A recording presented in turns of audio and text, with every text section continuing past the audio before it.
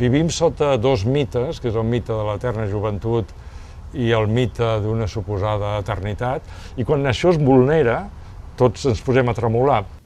La llei del karma en marca que qualsevol cosa que dic, faig o penso posa en marxa una energia que tard o d'hora tornarà i que jo mateix tindré que experimentar.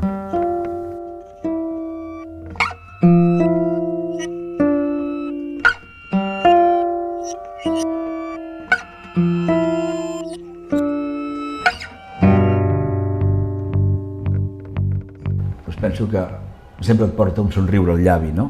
Quan dues persones estan nues, tenen un mateix valor.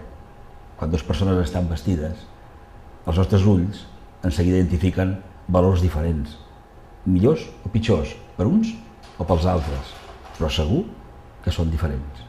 Tu pots creure en l'home perfectament i estàs compartint molt bé de la filosofia i de l'ètica cristiana.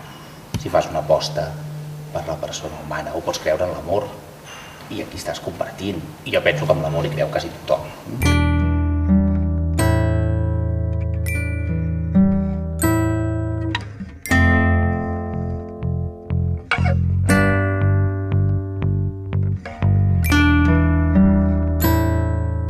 Luego hay otro tipo de prohibiciones que yo las encuadraría más dentro de lo que es prohibiciones para dominar, para someter, que son las que básicamente actúan dentro del individuo y básicamente en contra de su deseo.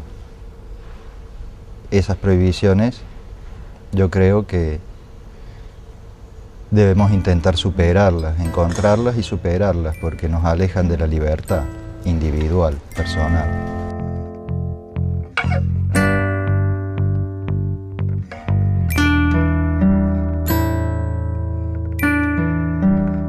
Si pudiéramos disfrutar, si nos enseñaran a disfrutarnos, quizá el respeto saldría solo y las prohibiciones no harían falta. Desgraciadamente no es así.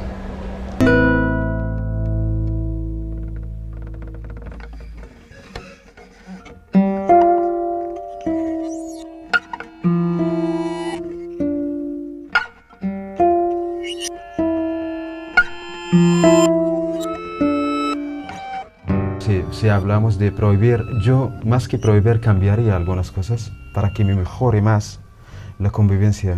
Per més prohibicions que tu facis, si la moral i la política oficial general és que tu pots comprar tot, tu pots posseir tot de manera immediata, per exemple, amb diners, tu no educaràs mai amb ningú en aquesta direcció. Tu els has d'educar que la vida és una cosa molt més sutil, és una qüestió d'intercanvi, i que, per tant, tu has de ser responsable d'aquest intercanvi.